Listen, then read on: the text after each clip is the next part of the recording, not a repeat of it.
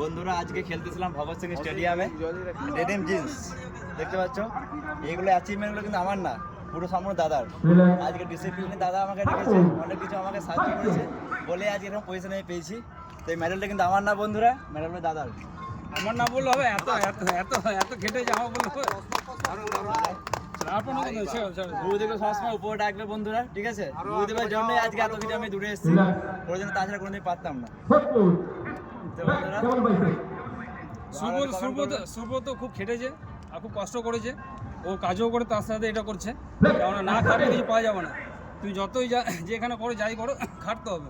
না খাটলে বডি কোনোদিনও হবে না। এই কষ্টের ফল এটা।